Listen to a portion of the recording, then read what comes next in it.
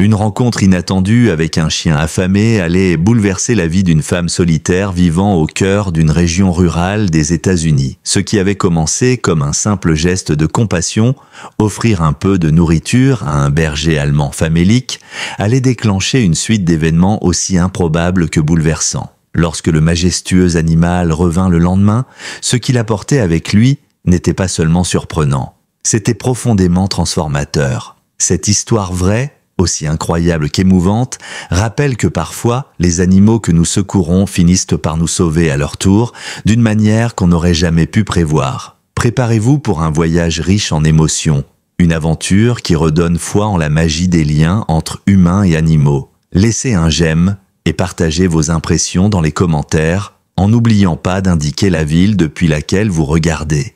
Maintenant, poursuivons l'histoire. Clara Meunier se tenait sur le porche de l'ancienne maison de sa grand-mère, observant le ciel se teinter de nuances orangées et violettes sous l'effet du soleil couchant. À 34 ans, elle avait quitté une carrière exigeante à Portland pour venir s'installer dans cette vieille ferme héritée, nichée à la frontière du Wyoming.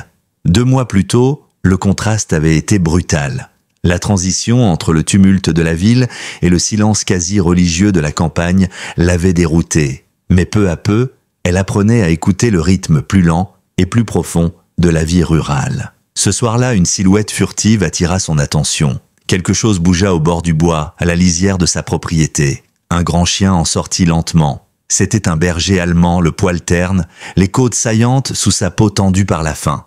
Et pourtant, malgré son état, il avançait avec une sorte de dignité muette, le regard intelligent et les oreilles dressées. « Salut mon beau !» murmura Clara d'une voix douce. Le chien s'immobilisa aussitôt, la scrutant avec méfiance. Il n'avait ni collier, ni harnais. Une fine cicatrice lui barrait l'oreille droite. Clara disparut quelques instants à l'intérieur avant de revenir avec des restes de poulet froid et un bol d'eau fraîche. Elle déposa le tout au bas des marches, puis recula de quelques pas. « Tu as l'air d'avoir très faim ?» dit-elle doucement. Le berger resta figé plusieurs longues minutes, la méfiance au fond des prunelles ambrées. Puis, lentement, le besoin prit le dessus. Il s'avança prudemment, sans jamais détourner les yeux d'elle, et se mit à manger avec une efficacité presque militaire. Une fois rassasié, il lécha ses babines, lui adressa un dernier regard intense, puis tourna les talons et disparut à travers les arbres. Cette nuit-là, Clara remplit un vrai bol pour chien avec des croquettes qu'elle avait achetées quelques semaines plus tôt, au cas où, et le laissa sur le porche avec un peu d'eau. « On ne sait jamais », souffla-t-elle, sans vraiment comprendre pourquoi elle s'accrochait à ce chien comme à une promesse muette. Il y avait quelque chose dans ses yeux, une étincelle que Clara n'arrivait pas à oublier. Elle ne savait pas s'il avait été abandonné, s'il s'était perdu, ou s'il vivait à l'état sauvage. Mais ce regard, il lui disait que leur rencontre n'avait rien de fortuit. En se glissant sous ses draps, elle se surprit à espérer le revoir. À l'aube, des grattements insistants la tirèrent de son sommeil. Elle ouvrit un œil, 6h17. Elle tendit l'oreille, scratch, scratch, puis un faible gémissement. Clara jeta un coup d'œil par la fenêtre et vit la silhouette familière du berger allemand, campé sur le porche, un objet entre les crocs. En enfilant à la hâte un peignoir, elle descendit précipitamment. Par la vitre latérale de la porte d'entrée, elle le vit déposer doucement ce qu'il tenait. Un portefeuille en cuir couvert de boue séchée. Intriguée, elle ouvrit prudemment. Le chien recula d'un pas respectueux. Clara ramassa le portefeuille.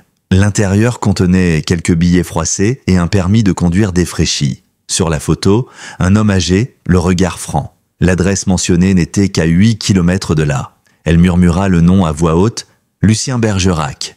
À l'évocation du nom, les oreilles du chien frémirent. Il fixait Clara avec une intensité nouvelle, puis tourna la tête vers l'allée de gravier comme pour lui dire « Viens ». « Tu veux que je te suive, c'est ça ?» demanda-t-elle. Le chien agita une seule fois la queue. Clara se redressa. « Attends ici ». Elle fila s'habiller, attrapa son téléphone, ses clés et le portefeuille, puis ressortit quelques minutes plus tard. Le chien aboya une fois, comme pour valider sa décision, et trotta vers sa voiture, jetant des regards en arrière. Clara ouvrit la portière passager. « Tu veux monter ?» Sans hésiter, le berger sauta dans la voiture avec l'aisance d'un habitué. Clara s'installa derrière le volant, encore stupéfaite par l'étrangeté de la situation. On va rendre ce portefeuille à son propriétaire. Ils roulèrent sur les routes sinueuses, bordées de forêts denses. Clara jetait des coups d'œil à son étrange passager. Le chien était assis droit, alerte, comme un copilote concentré. Il émettait de petits gémissements aux intersections, comme pour l'encourager à suivre la bonne direction. « Tu sais vraiment où on va, hein ?» dit-elle en effleurant brièvement sa tête. Le chien se pencha légèrement sous sa main, premier véritable signe de confiance. Après 15 minutes de route, ils empruntèrent une allée de gravier menant à une ferme modeste. Un vieux pick-up stationnait devant une grange fatiguée par le temps. À peine avait-elle garé la voiture que le comportement du chien changea. Ses oreilles se dressèrent, son corps se tendit, chaque muscle vibrant d'une attente fébrile. Un vieil homme apparut alors sur le perron, appuyé sur une canne. En apercevant le chien, ses yeux s'agrandirent, la surprise le figeant. « Tango, bon sang, c'est toi ?» Le berger gémit, gratta la portière. Clara l'ouvrit, et le chien bondit dehors, mais au lieu de se jeter dans les bras du vieil homme, il s'assit sagement à ses pieds, la queue battant le sol. Les mains tremblantes, Lucien se pencha lentement pour caresser la tête du chien. « Où étais-tu, mon vieux ?» Clara s'approche avec le portefeuille. « Je crois qu'il a voulu vous le rendre. Il est arrivé chez moi ce matin avec ça. » Lucien écarquilla les yeux. « Mon portefeuille ? Je l'ai perdu il y a 3 jours en réparant une clôture. » Il regarda le chien avec émerveillement. « C'est toi qui l'as trouvé, hein, après tout ce temps. Tu continues à veiller sur moi ?» Clara, confuse, observa les deux. « Je croyais qu'il était errant. Il était chez moi hier soir. » Lucien sourit tristement. « Il a disparu il y a presque 4 mois pendant un orage terrible. La foudre a fendu un arbre qui a détruit une partie de la clôture. Il a pris peur et s'est enfui. C'était pas dans ses habitudes. J'ai affiché des avis dans tout le comté. Au bout de quelques semaines, j'ai dû me rendre à l'évidence. » Clara hocha la tête pensive. Il savait exactement où j'habitais. Pourquoi il n'est pas simplement revenu ici? Lucien désigna les nouveaux poteaux de clôture au loin. L'entreprise d'électricité a tout remplacé. Ils ont même rasé une bonne portion de forêt. Tout sentait différent. Pour un chien, c'était comme rentrer dans un endroit qu'il ne reconnaissait plus. Le chien, couché paisiblement, avait posé la tête sur le genou de Lucien. Clara s'accroupit à côté d'eux. « Il est incroyable. Il m'a guidé jusqu'ici, comme s'il avait une mission. » Lucien caressa doucement l'animal. « Il a été dressé pour ça.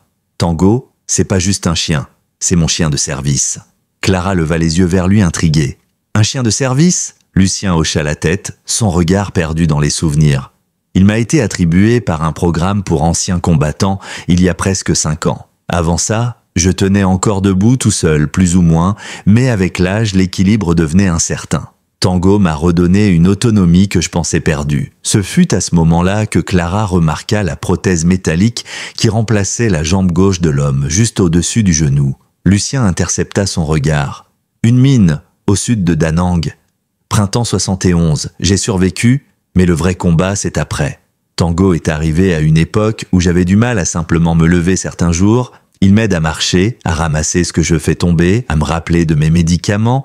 Il sait même tirer mon fauteuil roulant quand la jambe me lâche. » Tango redressa légèrement les oreilles à l'évocation de son nom, les yeux toujours rivés sur son maître. Clara les observait tous les deux avec une admiration mêlée d'émotion. « Alors ce matin, quand il est arrivé chez moi avec votre portefeuille, c'était pas un hasard, il savait ce qu'il faisait. » Lucien caressa affectueusement la tête du chien.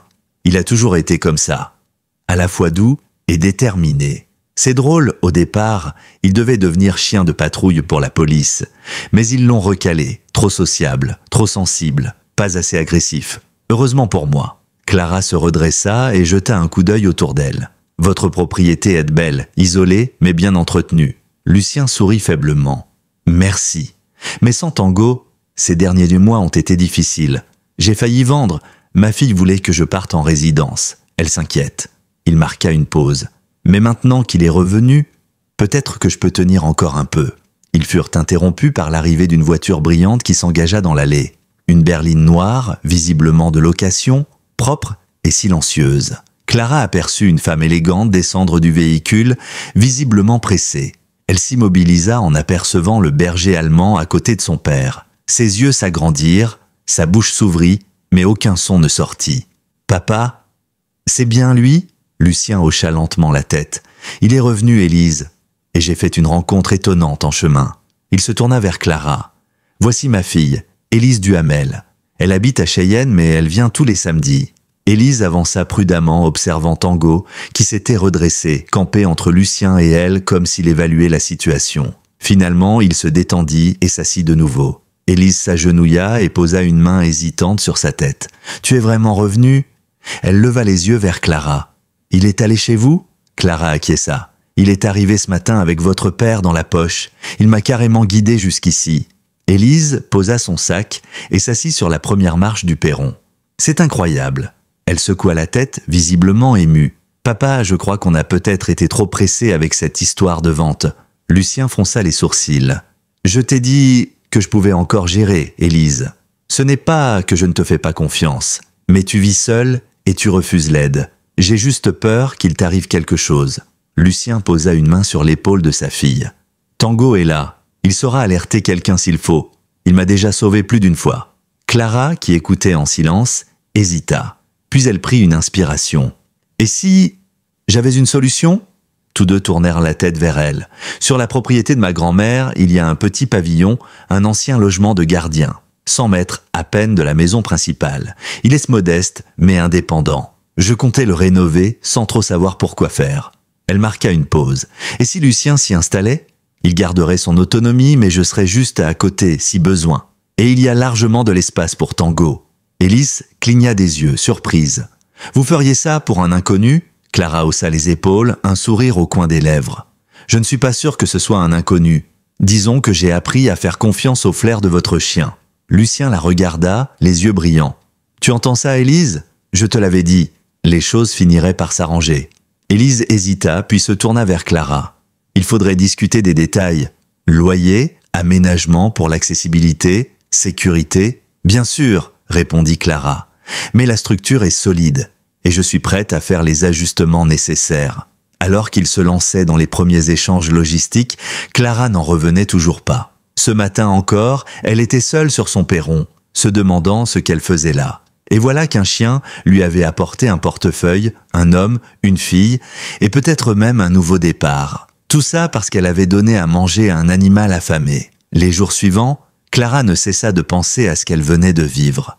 L'étrange coïncidence, la précision avec laquelle le chien avait su la conduire jusqu'à Lucien, la proposition qu'elle avait faite presque sans réfléchir, tout cela laissait une impression étrange de destin en marche. Alors, plutôt que de douter, elle décida d'agir. Le pavillon, abandonné depuis des années, avait du charme. Sol en bois massif, murs encore solides et une jolie vue sur la prairie. Il y avait du travail, certes, mais c'était faisable. Clara y vit un projet porteur de sens, un moyen concret de transformer sa solitude en accueil. Et puis, il y avait cette présence rassurante. Tango venait chaque jour inspecter les lieux, accompagnant Lucien pour faire le point sur les rénovations. Clara en vint à le surnommer leur contremaître, tant il semblait attentif à chaque détail. Il approuve les portes élargies, plaisanta Lucien un après-midi, tandis que Tango testait calmement le nouvel encadrement installé dans la salle de bain. Il a toujours été pointilleux sur l'espace pour circuler. Clara sourit, les mains encore pleines de peinture. Hier, il a grogné doucement quand le plombier a essayé d'installer une poignée ronde pour la douche. J'ai pris ça comme un veto. Lucien hocha la tête, amusé. Il sait que j'ai besoin de poignées à levier. Il m'évite bien des galères, ce vieux filou. Ces journées de collaboration inattendues, ces instants d'amitié simple, devenaient le cœur battant de la vie de Clara. Après des années passées dans un environnement de travail froid et compétitif, elle redécouvrait la beauté des échanges vrais. Elle apprenait aussi à connaître Lucien. Sous ses airs bourrus, il cachait une sensibilité, une sagesse forgée par les épreuves. Chaque souvenir qu'il partageait sur sa jeunesse, son parcours, ses blessures, nourrissait un lien nouveau entre eux. Il parlait peu de la guerre, mais lorsqu'il évoquait ses camarades perdus ou les cauchemars récurrents, Clara comprenait que Tango n'avait pas seulement sauvé son corps. Il avait aussi tenu en respect ses démons. Lorsque le mois de juillet arriva, le petit pavillon était méconnaissable. Peinture fraîche, nouvelles fenêtres, poignées adaptées, éclairages automatiques, sol antidérapant. Tout avait été pensé pour assurer le confort et la sécurité de Lucien. Élise s'impliqua de plus en plus dans le projet, coordonnant les livraisons, aidant à l'organisation du déménagement. « Je n'ai pas vu mon père aussi investi depuis des années », confia-t-elle un jour à Clara alors qu'elle regardait les meubles arriver. C'est comme si la présence de Tango et ce projet lui avaient redonné de l'élan. Clara acquiesça. « Et vous, ça vous soulage un peu ?» Élise sourit, un peu gênée. « Je dois admettre que l'idée de savoir quelqu'un à proximité me rassure. Papa est têtu, Mais avec vous, il écoute. C'est un exploit. Le jour de l'emménagement, une douce euphorie flottait dans l'air. Le soleil baignait la vallée d'une lumière dorée. Clara avait préparé un panier repas pour fêter l'occasion. Lucien dirigeait avec précision les déplacements de ses affaires. Le fauteuil ici, pas là. Le poste de radio sur cette étagère. Tango, fidèle à son poste, supervisait tout, reniflant les objets, s'assurant qu'ils retrouvaient leur juste place. Lorsque le dernier carton fut posé, Lucien s'assit dans son vieux fauteuil en cuir, le regard perdu dans la lumière filtrant à travers les rideaux. « C'est parfait », murmura-t-il. « Ce n'est pas ma vieille maison, mais ce n'est pas un foyer médical non plus. C'est entre les deux. » Ce soir-là, Clara invita Lucien et Élise à dîner dans la maison principale. Ils partagèrent un repas simple sur le porche, les grillons en fond sonore, le ciel étoilé comme plafond. Tango s'allongea au pied de Lucien, les yeux mi-clos, le museau remuant légèrement à chaque effluve de viande grillée. Au moment du dessert, Lucien leva son verre. « À Tango, déclara-t-il, le meilleur entremetteur qu'un homme puisse avoir. » Ils éclatèrent de rire, mais chacun sentit la vérité dans ses mots. Sans le chien, ils ne se seraient jamais rencontrés. Sans lui, cette maison serait restée vide, le pavillon en ruine, et Lucien peut-être déjà parti vers une vie de solitude surveillée. Un silence chaleureux s'installa. Puis Élise posa la question que Clara n'osait formuler. « Ce que je ne comprends pas, c'est pourquoi Tango est venu chez vous. Il y a des maisons plus proches, non ?»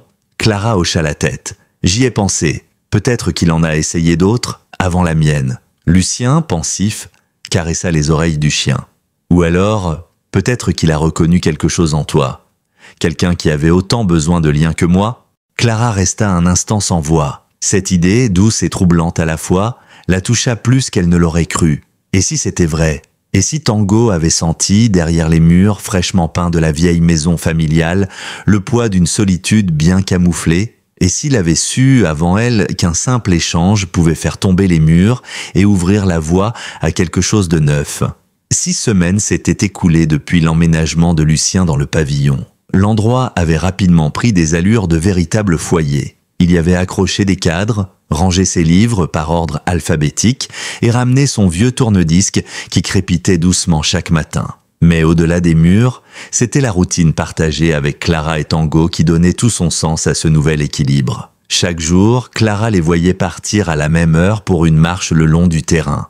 Lucien s'appuyant sur sa canne, Tango trottinant à ses côtés, attentif aux moindres faux pas. Il suivait un petit chemin tracé dans les hautes herbes, contournant les arbres centenaires et longeant la vieille clôture de bois. Parfois, Clara se joignait à eux, un café à la main, et ces moments devinrent vite essentiels à ses journées. Le week-end venu, Élise passait de plus en plus souvent.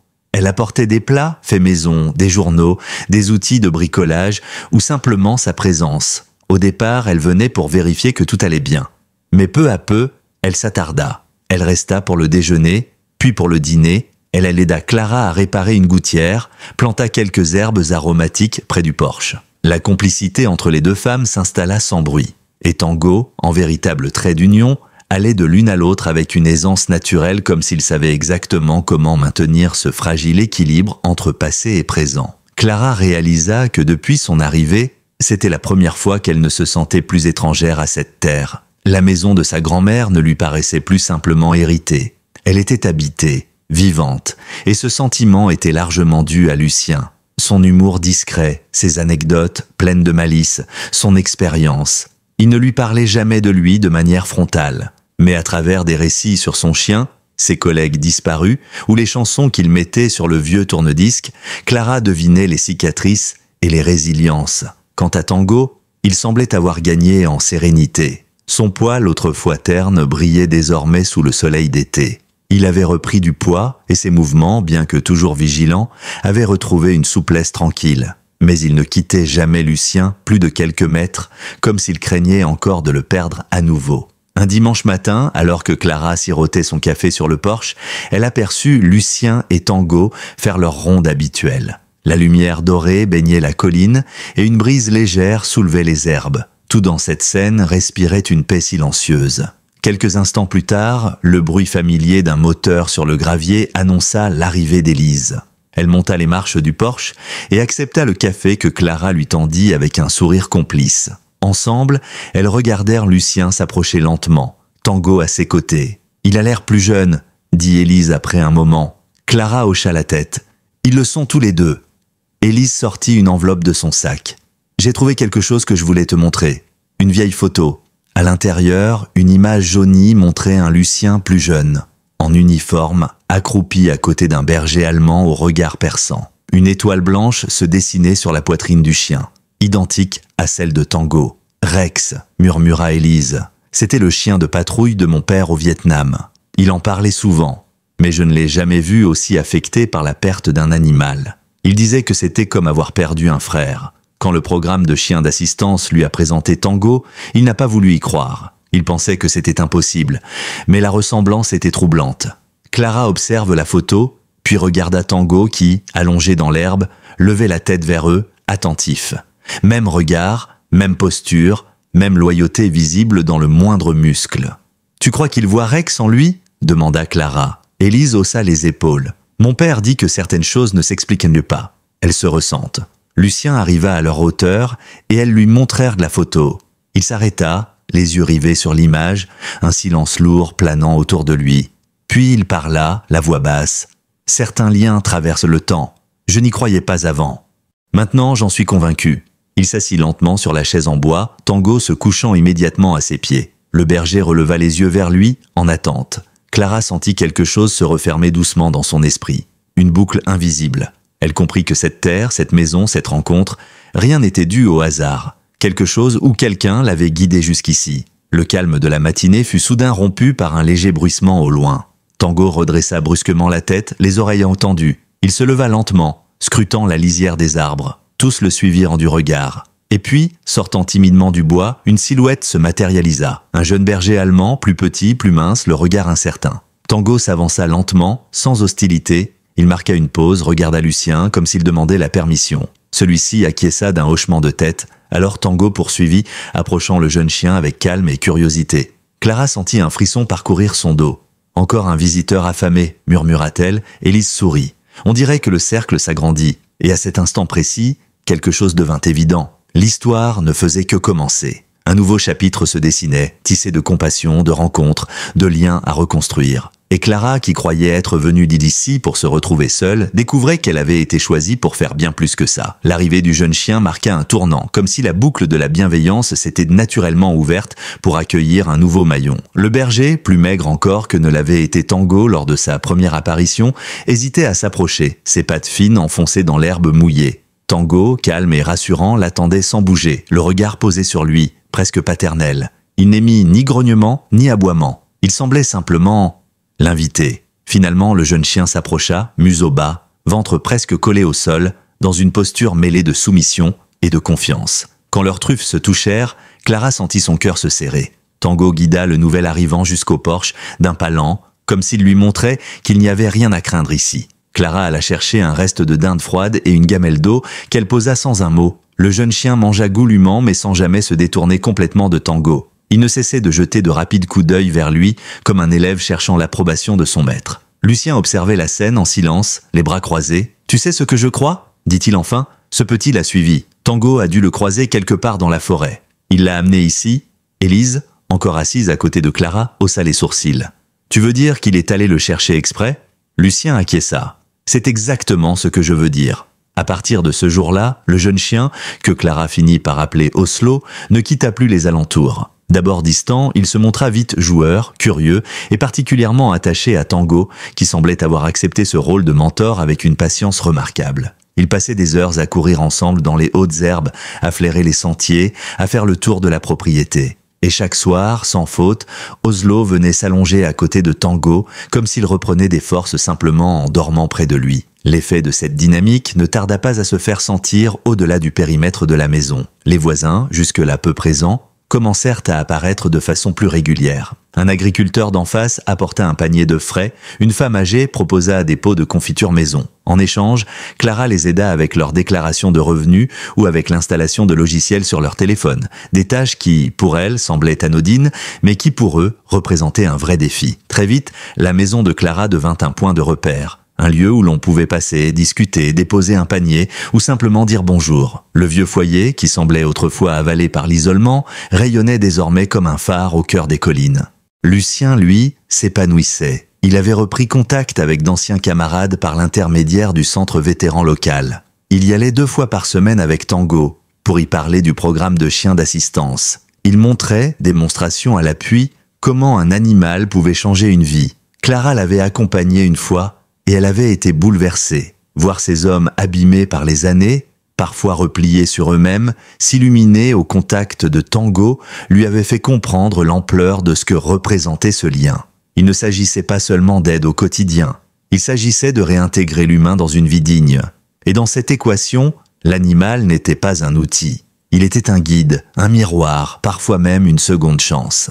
Par un après-midi tiède de fin d'été, alors que le soleil descendait lentement derrière les collines, Clara s'assit sur son porche, une tasse de thé à la main. Elle observait Oslo et Tango allongés côte à côte, les pattes étirées, paisibles. Lucien approcha, tenant un livre dans une main, sa canne dans l'autre. Il s'installa sans un mot. Le silence entre eux n'était pas pesant. Il était confortable, une forme de langage qu'ils avaient appris à partager. « Je n'aurais jamais cru, en perdant Tango, que je gagnerais tout ça, dit-il doucement, sans la regarder. Cette maison, ces repas partagés, ces moments de paix. Clara sourit.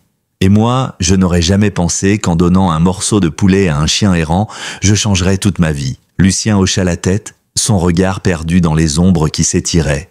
La gentillesse attire la lumière, Clara. Et parfois, elle en fait naître là où on ne pensait plus en voir. Le calme du soir s'installa. Les grillons se mirent à chanter. Un léger vent agite les feuilles des peupliers. Oslo releva la tête, puis posa délicatement sa truffe contre le cou de Tango avant de se recoucher. Clara sentit, dans ce geste, une sorte de passage de témoin invisible, comme si Tango lui montrait non seulement comment survivre, mais aussi comment veiller sur les autres. Ce soir-là, en se glissant dans son lit, Clara repensa à tout ce qui avait changé depuis cet étrange matin où un chien affamé avait frappé à sa porte. Elle n'avait pas trouvé simplement un compagnon à 4 pattes. Elle avait trouvé un sens, un équilibre, une famille. Et dans cette maison qu'elle avait crue trop grande pour une seule personne, elle s'endormit, le cœur rempli d'une sérénité qu'elle n'avait pas ressentie depuis très longtemps. L'automne arriva doucement, enveloppant les collines du Wyoming de teintes chaudes et profondes. Les érables prenaient feu sous les reflets cuivrés du soleil couchant et les soirées devenaient plus fraîches, plus silencieuses. Mais au sein de cette maison autrefois solitaire, la vie continuait à éclore avec plus de force que jamais. Clara ne comptait plus les repas partagés, les visites inattendues ou les éclats de rire échappés au coin du feu. Lucien, plus alerte que jamais, avait désormais intégré une routine qui semblait lui redonner 20 ans. Chaque matin, il sortait sur le petit sentier tracé autour de la propriété, Tango et Oslo marchant de part et d'autre, comme 2 gardes du corps silencieux. Il s'arrêtait parfois pour caresser l'écorce d'un arbre, ramasser une feuille tombée ou simplement sentir le vent. Ce matin-là, alors que Clara préparait du café dans sa cuisine baignée de lumière, elle entendit frapper doucement à la porte. En l'ouvrant, elle découvrit Élise, emmitouflée dans une écharpe de laine, les joues rougies par le froid. « J'ai amené des croissants », dit-elle avec un sourire. Et des nouvelles. Elles s'installèrent dans la véranda, une tasse fumante entre les mains. Élise paraissait pensive. « Tu sais, je crois que cette maison, cet endroit, a réveillé quelque chose chez mon père. » Clara la regarda sans parler. Il a recommencé à écrire. Il m'a montré un vieux carnet plein de souvenirs, d'anecdotes sur ses années de service, sur Rex, sur la manière dont il a perdu sa jambe. Il m'a raconté des choses qu'il n'avait jamais dites, même à maman. Clara sentit un pincement au cœur. Peut-être que c'était le bon moment et le bon lieu. Élise hocha la tête. « Et toi ? Est-ce que tu regrettes d'avoir quitté la ville ?» Clara posa sa tasse, l'air songeur. Au début, oui, j'avais l'impression d'avoir fui quelque chose. Ma vie, mon travail, mes relations. Mais maintenant, non, pas une seconde. Ce que je vis ici n'a pas de prix. C'est vivant, c'est vrai. Elle marqua une pause, le regard tourné vers le dehors. Et tout ça a commencé avec un chien affamé. Elles se turent un moment, observant Oslo tenter de capturer les feuilles mortes emportées par le vent, tandis que Tango, imperturbable, l'observait avec l'œil bienveillant d'un aîné. Lucien les rejoignit peu après, un vieux livre sous le bras. Il s'installa en silence, saluant les 2 femmes d'un simple hochement de tête, puis ouvrit son ouvrage à une page marquée « Il lut quelques lignes à voix haute. Il y a des silences qui valent plus que les mots, des regards qui tiennent lieu de promesses, et des présences qui, sans bruit, réparent ce que la vie a brisé. Il referma le livre lentement. Je ne me souviens même plus de qui a écrit ça. Mais c'est exactement ce que Tango m'a offert. Clara sentit sa gorge se nouer. Elle posa une main sur celle de Lucien. Et ce que vous m'avez tous offert, c'est une maison pleine. Pas juste des murs, un foyer. Oslo vint se blottir à leurs pieds, couché contre Tango, comme pour souligner cette évidence. Quelques jours plus tard, Clara reçut un appel inattendu du centre vétéran. Une responsable, Madame Leroy, souhaitait organiser une visite de la propriété avec plusieurs vétérans afin de montrer concrètement l'impact qu'un chien d'assistance pouvait avoir sur la vie quotidienne. Clara accepta avec enthousiasme. Le jour venu, une camionnette se gara dans l'allée. 4 hommes descendirent, certains en fauteuil, d'autres s'aidant de béquilles.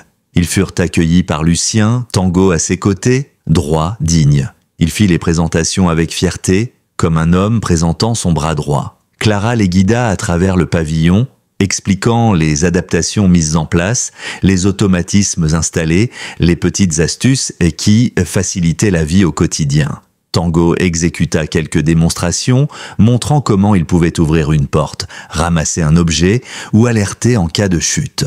Les regards des visiteurs s'illuminèrent. Certains, silencieux jusque-là, commencèrent à poser des questions, à parler de leurs propres expériences, de leurs hésitations à adopter un chien. Après la visite, tous se retrouvèrent sur le porche, une boisson chaude à la main. Le silence, cette fois, n'était plus chargé de solitude, mais d'espoir. Clara observait les hommes, les échanges, les sourires discrets, et sentit quelque chose vibrer en elle. Ce lieu qu'elle avait cru trop vaste pour une seule femme devenait un refuge pour bien plus que prévu. Elle repensa à sa grand-mère, à cette femme forte qui lui avait transmis ce bout de terre. Elle se demanda ce qu'elle penserait en voyant tout cela. Et au fond d'elle, Clara sut qu'elle serait fière. En fin d'après-midi, alors que la lumière dorée baignait les champs, les vétérans reprirent la route.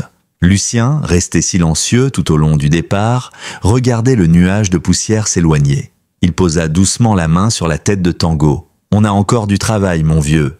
Mais on est sur le bon chemin. » Clara, restée à ses côtés, répondit d'une voix douce. « Tu sais, tu pourrais écrire ce que tu as vécu, ce que Tango t'a apporté, ce que Rex représentait. Tout ça, peut-être que ça aiderait d'autres personnes. » Lucien sourit. « C'est déjà commencé ?» Et il sortit de sa veste un carnet à la couverture usée. Clara le regarda, étonnée. « Tu écris ? Depuis que je suis arrivée ici, chaque soir, quelques lignes, pas pour publier, juste pour que ça reste quelque part. » Elle ne répondit pas, mais son sourire en disait long. Elle comprenait. Certains récits méritaient d'être transmis, même s'ils ne franchissaient jamais les murs d'un salon, parce qu'ils formaient des ponts entre les êtres, et qu'ils rendaient visibles les cicatrices invisibles. Les semaines passèrent dans un calme presque sacré. Le vent d'automne s'intensifiait, portant avec lui l'odeur des feuilles en décomposition et celle du bois fraîchement coupé. Clara, emmitouflée dans un pull trop grand, observait les collines rousses depuis son porche. Oslo jouait à poursuivre son ombre dans les herbes dorées, tandis que Tango, fidèle à lui-même, le suivait de loin comme un grand frère indulgent. À l'intérieur du pavillon, Lucien écrivait. Chaque soir, après le dîner, il s'asseyait à son bureau, ouvrait son vieux carnet et laissait sa main tracer des souvenirs, des sensations, des vérités enfouies. Parfois, il lisait quelques lignes à Clara, d'autres fois, il restait silencieux, mais elle voyait à la lumière de ses yeux que quelque chose en lui se libérait doucement, comme si chaque mot posé allégeait un poids longtemps porté seul. Un vendredi soir, Élise revint avec une surprise. Elle avait fait agrandir l'une des photos prises lors de la visite des vétérans et l'avait encadrée. On y voyait Lucien debout, appuyé sur sa canne, entouré des anciens combattants et de leurs chiens, avec Tango en première ligne, droit comme une sentinelle. Elle tendit la photo à son père. « Je me suis dit que tu pourrais la mettre dans le salon, ou l'offrir au centre si tu préfères. » Lucien la contempla longuement. Puis, contre toute attente, il tendit le cadre à Clara. « C'est chez toi que tout a commencé. Elle te revient. » Clara resta un instant sans voix. « Tu es sûr ?» Il acquiesça. « Ce n'est pas juste une photo, c'est un témoignage de ce qu'on a bâti ici, ensemble. » Cette nuit-là, Clara accrocha le cadre dans l'entrée de sa maison. Elle resta un moment à l'observer, les bras croisés, comme si elle relisait une page de sa propre histoire. Elle repensa au moment où elle avait posé cette première gamelle d'eau sur le perron. Elle n'avait aucune idée alors que ce geste deviendrait l'amorce d'une chaîne d'événements qui allait transformer autant de vies. Parfois, se disait-elle, les décisions qui comptent le plus sont celles qu'on prend sans y réfléchir, celles qui viennent du cœur. Les jours suivants, elle continua à aider ses voisins comme elle l'avait toujours fait. L'un d'eux, un vieux trappeur nommé Maurice, lui offrit une peau de cerf en remerciement pour avoir réparé son poste radio. Une autre, Thérèse, lui proposa un échange de services, des tartes maison contre quelques séances de cours d'informatique. Clara riait souvent à ces propositions, mais elle acceptait toujours avec gratitude. Ce troc, aussi simple soit-il, devenait un langage de confiance. Lucien, de son côté, s'investissait davantage dans la communauté. Il proposa au centre vétéran d'organiser des après-midi de sensibilisation autour des chiens de service. Oslo, encore jeune, accompagnait Tango comme s'il était en apprentissage. Il observait ses gestes, l'imitait parfois et semblait comprendre qu'il avait un rôle à jouer. Clara le remarqua un jour lorsqu'elle vit Oslo rapporter, sans qu'on le lui demande, une canne que Lucien avait laissée trop loin de son fauteuil. « Il apprend vite, dit-elle. Lucien hocha la tête. Il n'est peut-être pas officiellement formé. Mais il a le cœur, et ça, c'est plus fort que n'importe quel entraînement. » Puis sans crier gare, la neige tomba un matin. Pas une simple poudre blanche, un vrai tapis silencieux recouvrant les chemins, les clôtures, les toits. Clara se réveilla avec l'odeur du froid dans la maison et le silence épais que seuls les hivers profonds savent imposer. Elle enfila ses bottes, descendit le perron en glissant presque, et trouva Tango assis devant sa porte, une patte légèrement levée, comme s'il attendait qu'elle sorte. Derrière lui, Oslo bondissait dans la neige, fou de joie. Clara rit en les voyant. Tango, stoïque, observait Oslo avec une patience presque paternelle comme pour lui dire « Je t'ai montré comment vivre. À toi maintenant de jouer. » Ce jour-là, ils partagèrent une soupe brûlante dans la véranda, tandis que la neige continuait à tomber sans relâche. Élise appela pour proposer de venir passer la fin de semaine, apportant des provisions et des livres. Clara accepta avec plaisir. Elle a aimé cette dynamique qui s'était installée. Pas de pression, juste une suite de gestes simples et sincères, comme un ballet improvisé de solidarité. Le soir venu, alors que tout était calme, Clara descendit dans le jardin et leva les yeux vers le ciel. Les étoiles scintillaient comme des éclats de verre. Elle entendit des pas dans la neige. Lucien s'approcha, Tango et Oslo sur ses talons. « Tu ne dors pas ?» demanda-t-il. Clara secoua la tête. Trop de choses dans la tête, trop de gratitude aussi. Lucien resta silencieux un moment, puis il murmura « On ne choisit pas toujours les gens avec qui la vie nous lie, mais parfois on a de la chance. » Clara lui adressa un regard tendre. « J'ai eu beaucoup de chance. » Ils restèrent là, tous les quatre, un instant suspendus dans le froid. Pas besoin de mots, leur simple présence suffisait. La neige s'était installée pour de bon, recouvrant chaque recoin du paysage d'un blanc épais et ouaté. Les jours raccourcissaient, et les soirées se faisaient plus longues, plus lentes. Mais dans la maison de Clara, l'hiver n'avait rien de pesant. Il s'en dégageait au contraire une impression de cocon, comme si le froid du dehors renforçait encore la chaleur du dedans. Chaque pièce, chaque recoin semblait désormais respirer la vie, les rires, les souvenirs naissants. Le poêle à bois tournait à plein régime, dégageant des parfums de résine et de braise, tandis que les odeurs de cannelle, de soupe ou de pain chaud s'échappaient régulièrement de la cuisine. Lucien passait désormais une bonne partie de ses journées à écrire. Il remplissait carnet après carnet, noircissant les pages de sa petite écriture précise. Parfois, Clara le surprenait dans la véranda, penché sur son bureau, Tango couché près du radiateur, Oslo dormant sous la table. Ces scènes de calme silencieux la touchaient plus qu'elle ne l'aurait cru. C'était comme si le passé et le présent coexistaient ici, dans une danse douce et continue, un équilibre fragile mais réel. Un après-midi, Élise proposa une idée. Et si on organisait une petite veillée pour le réveillon? Juste nous trois, les chiens et quelques voisins proches? Clara accepta avec enthousiasme. Elle savait que Lucien, malgré son tempérament discret, serait ravi. Il avait trouvé une nouvelle famille d'ici. Et même si les mots lui manquaient parfois, son regard suffisait à exprimer ce que son cœur retenait. Le soir du 24 décembre, une lumière douce baignait la maison. Clara avait décoré sobrement avec quelques guirlandes de pommes séchées, des branches de sapin et des bougies disposées un peu partout. Les voisins arrivèrent par petits groupes, emmitouflés dans leurs manteaux, les bras chargés de tartes, de pain d'épices ou de vin chaud. Ils se connaissaient tous de loin, mais ce soir-là, Ils parlaient avec une aisance nouvelle, comme s'ils avaient attendu ce moment sans le savoir. Les enfants jouaient avec Oslo dans l'entrée, tandis que Tango gardait sa place près du feu, recevant caresses et compliments avec la patience d'un sage. Lucien, lui, rayonnait. Il avait sorti sa veste en velours, s'était rasé de près, et riait plus qu'on ne l'avait vu faire en des années. Il leva son verre à un moment, le regard brillant. « Merci, à chacun d'entre vous, pour votre présence, votre gentillesse, et surtout pour avoir permis à un vieux bonhomme et à son chien de se sentir chez eux, encore une fois. » Des applaudissements discrets, des sourires sincères. Clara sentit ses yeux picoter. Elle croisa le regard d'Élise, qui hocha doucement la tête, comme pour dire « Oui, c'est bien réel, on y est ». Ce soir-là, dans cette maison perdue entre collines et forêts, il n'y avait plus de solitude, plus de blessures invisibles, juste des êtres réunis, portés par une même lumière, un même besoin de se reconnecter à l'essentiel. Quand tout le monde fut parti, Clara resta un moment dans le silence apaisé du salon.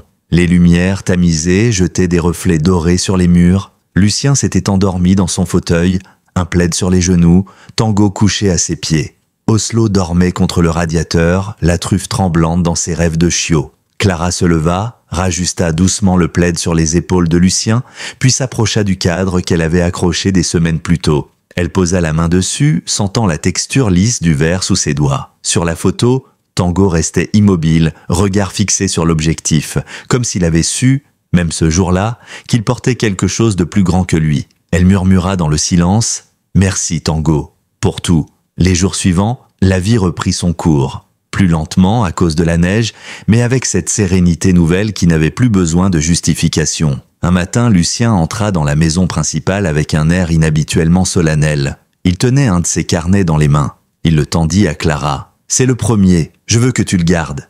J'y ai mis les débuts, l'arrivée de Tango, le jour où il a disparu, le moment où tu nous as réunis. C'est ton histoire aussi. » Clara resta bouche bée. Elle accepta le carnet avec respect, comme on reçoit un trésor. « Tu es sûr ?»« Absolument. Les mots sont à moi, mais les souvenirs, eux, t'appartiennent aussi. » Clara passa plusieurs soirs à lire ces pages, seule dans son lit, la lampe de chevet allumée. Elle découvrit un Lucien plus vulnérable qu'elle ne l'aurait imaginé. Elle lut ses peurs, ses doutes, sa souffrance, mais aussi son espoir, sa tendresse pour Tango et son admiration pour elle. À la dernière page, une simple phrase tracée avec soin.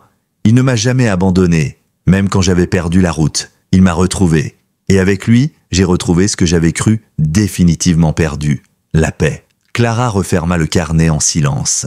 Elle resta un long moment sans bouger, puis se leva pour aller observer la nuit par la fenêtre. Oslo dormait dehors, dans la niche qu'il avait adoptée de lui-même. Et Tango, fidèle à ses habitudes, était couché près de la porte du pavillon, veillant comme toujours.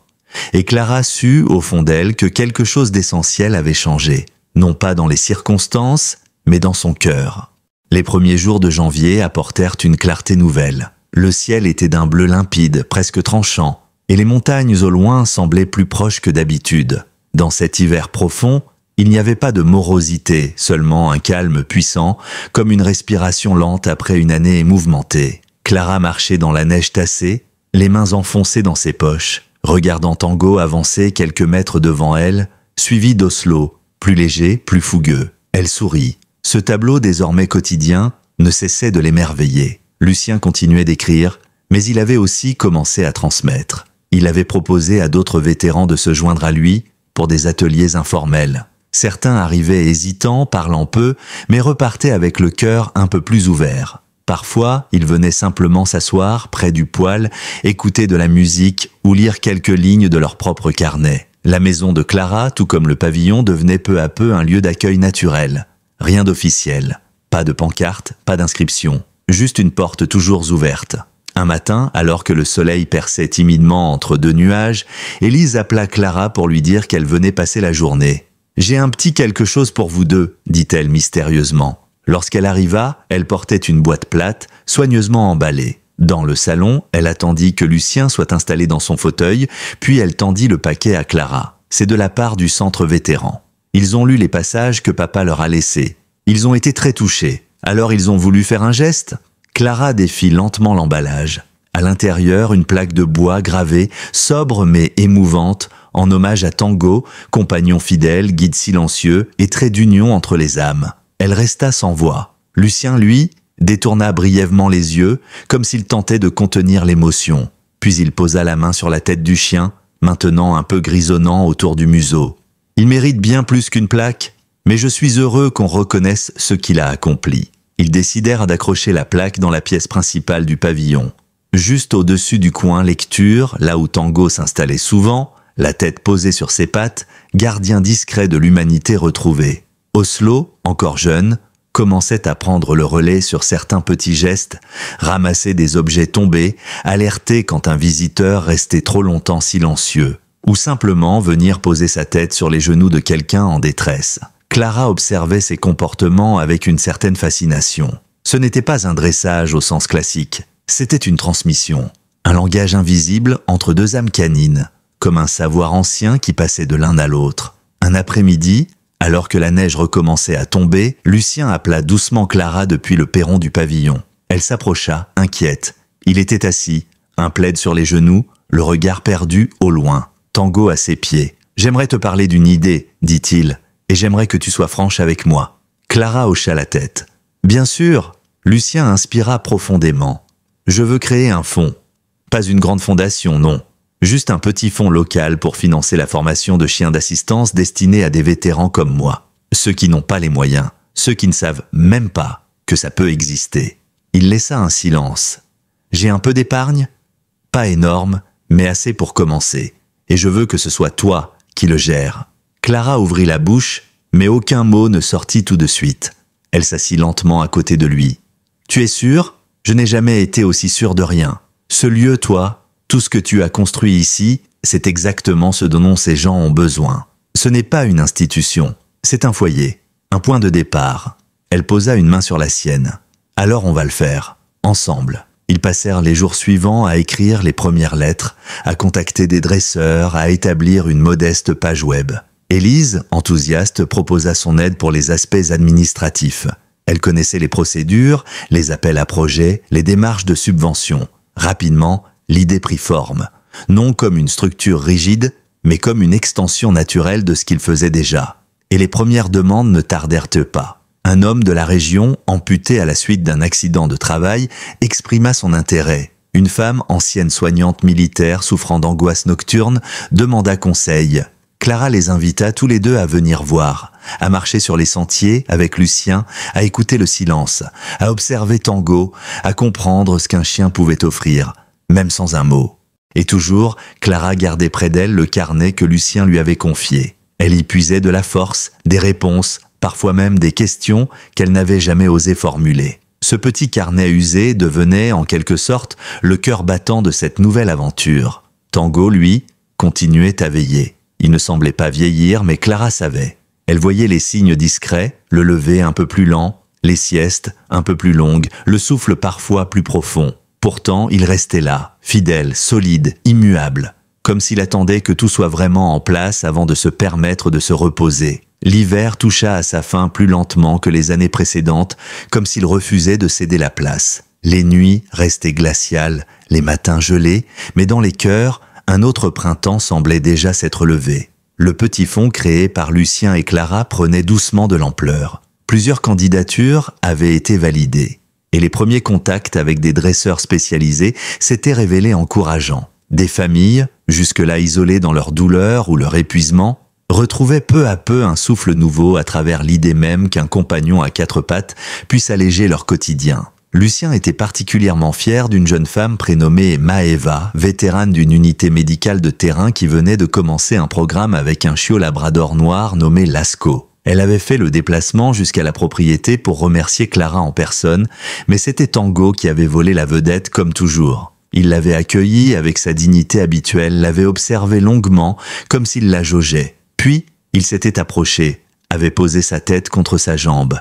Maëva avait fondu en larmes. Et dans ce contact muet, elle avait trouvé plus de réconfort qu'en des mois de thérapie. Les jours rallongèrent, la terre se réchauffa et les premiers bourgeons apparurent timidement. Clara s'étonnait chaque matin de la rapidité avec laquelle la nature reprenait ses droits. Les animaux réapparaissaient, les oiseaux chantaient plus fort, et même Oslo semblait galvanisé par l'énergie du renouveau. Il courait à perdre haleine, bondissait dans les flaques, revenait couvert de boue mais ravi. Et Tango, plus calme, se contentait de l'observer, couché dans l'herbe, le museau relevé, les yeux brillants d'un éclat plus profond que jamais. Mais Clara sentait ce que les autres ne voyaient pas. Elle voyait Tango ralentir, pas d'une manière inquiétante, non, mais d'un ralentissement plein de grâce, comme celui d'un vieux sage qui sait que son œuvre est presque accomplie. Il dormait plus souvent, restait plus longtemps étendu à l'ombre du porche, et il n'accompagnait plus Lucien sur tous ses trajets. Oslo, sans qu'on le lui demande, prenait le relais.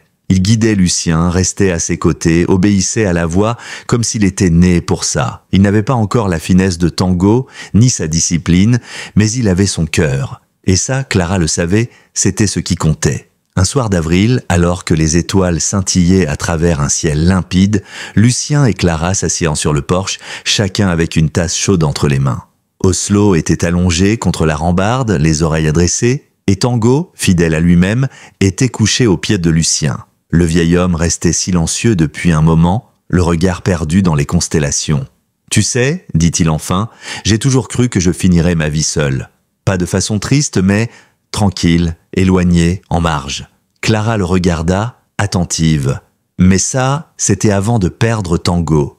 Et surtout, avant qu'il te trouve. » Il marqua une pause. « Je n'ai jamais eu l'intention de m'attacher à nouveau. Mais je crois que c'est lui qui m'a forcé à le faire. Il savait, avant moi. » Clara sentit une boule dans sa gorge. Elle posa doucement sa main sur celle de Lucien. « Et toi, tu m'as appris que la solitude n'était pas une fatalité, que même les vies les plus cabossées peuvent encore s'ouvrir. » Lucien lui adressa un sourire fatigué mais sincère. Puis, baissant les yeux vers Tango, il murmura « Tu peux te reposer, mon vieux, t'as tout bien fait. » Tango leva légèrement les paupières, remua faiblement la queue et posa sa tête contre le soulier de Lucien. Dans ce simple geste, tout était dit. Le lendemain matin, Clara trouva Tango endormi à sa place habituelle sous le vieux chêne, baigné par la lumière du soleil levant. Il semblait paisible, immobile. Elle s'agenouilla près de lui, posa une main sur son flanc. Aucun souffle, aucun battement, mais aucune souffrance non plus. Juste une présence apaisée, figée dans l'éternité d'un matin de printemps. Elle appela doucement Lucien, qui arriva quelques minutes plus tard, Oslo sur les talons. Il comprit sans qu'on lui dise un mot, il s'agenouilla lentement, posa une main tremblante sur la tête de son compagnon, puis ferma les yeux. « Merci » souffla-t-il. Pour tout, ils l'enterrèrent au pied du chêne, là où il avait passé tant d'heures à veiller sur eux.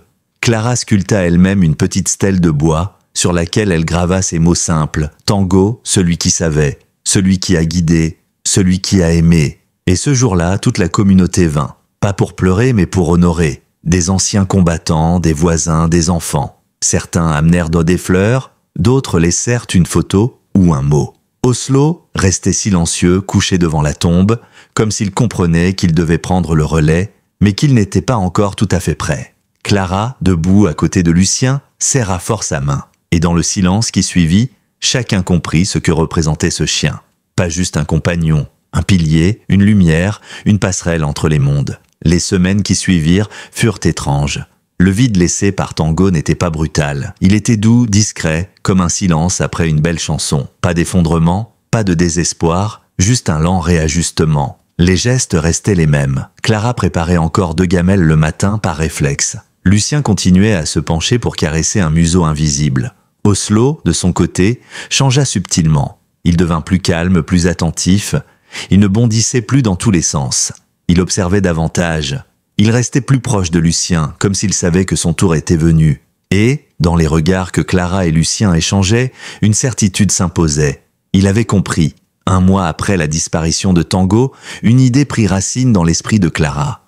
Elle ne voulait pas que son passage se fonde dans le souvenir, dans une simple tombe sous un arbre. Il avait fait bien plus que traverser leur vie.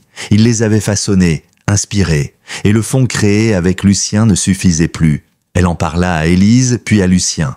Tous 2 acceptèrent sans hésiter. C'est ainsi que, quelques mois plus tard, naquit le refuge Tango, une maison d'accueil dédiée à la formation de chiens de service et à la réinsertion douce des vétérans isolés. Pas un centre militaire, pas un hôpital, une maison au sens plein du terme, avec un potager, des ateliers de menuiserie, des fauteuils confortables, des livres et des bras ouverts. un lieu où les hommes blessés venaient apprendre à vivre à nouveau, à respirer, à s'ouvrir, accompagnés de chiens choisis, formés, aimés. Oslo devint le chien de tête du programme. Ce rôle, il le porta avec sérieux. Il guida, enseigna, réconforta. Mais surtout, il continua à veiller sur Lucien, sur Clara et sur ceux qui franchissaient les portes du refuge. Chaque soir, il faisait le tour de la propriété, comme le faisait Tango avant lui, s'arrêtant toujours au pied du grand chêne, là où la petite stèle brillait à la lumière de la lune. Un instant de recueillement, puis il poursuivait sa route. Clara, elle, n'était plus la femme solitaire venue fuir une vie de stress et de bruit. Elle était devenue une figure, une gardienne, un pilier pour cette petite communauté née d'un chien perdu et d'un geste de compassion. Elle n'avait plus besoin de prouver quoi que ce soit. Elle se contentait d'être là, entière, présente, vivante. Elle n'était pas seulement la propriétaire d'un lieu, elle en était l'âme. Lucien, malgré les années, rayonnait d'une énergie calme. Il disait souvent qu'il avait vécu deux vies, l'une avant Tango et l'autre après. Il écrivait encore, de temps en temps, mais passait surtout ses journées à transmettre. Il écoutait, conseillait, racontait. Sa présence suffisait à apaiser les nouveaux venus. Et lorsqu'on lui demandait quel avait été le moment clé de sa transformation, il répondait toujours la même chose. Le jour où mon chien a décidé de revenir, mais pas chez moi, chez elle. Le refuge Tango grandit avec le temps, mais jamais trop. Juste assez pour rester fidèle à sa vocation. Offrir un foyer, offrir une seconde chance, offrir un chien, un regard, une main. Un matin d'été, alors qu'elle se tenait sur le perron de la maison principale, une tasse de café dans les mains, Clara vit un véhicule s'engager lentement dans l'allée. Une famille n'en descendit, un homme appuyé sur une béquille, une femme enceinte et un petit garçon tenant un doudou en forme de chien. Oslo, fidèle à lui-même, alla à leur rencontre, trottant calmement, le regard curieux mais rassurant. Clara descendit les marches et tendit la main à l'homme. « Bienvenue, vous êtes ici chez vous. » Et elle le pensait de tout son cœur, car tout cela, cette paix, ces liens, ce refuge, rien n'aurait existé sans Tango, sans ce regard dans la pénombre, sans ce portefeuille rapporté, sans cette fidélité qui défiait la logique. Tango n'était plus là, mais il était partout, dans les murs, dans les voix, dans les gestes, et surtout dans chaque début d'histoire qui s'écrivait entre un être humain cabossé et un chien prêt à l'aimer sans condition. Et si cette histoire vous a touché, laissez un like et partagez vos impressions dans les commentaires en précisant la ville depuis laquelle vous regardez. Maintenant, poursuivons ensemble ce voyage, car parfois, une simple gamelle d'eau peut ouvrir la porte d'un nouveau monde.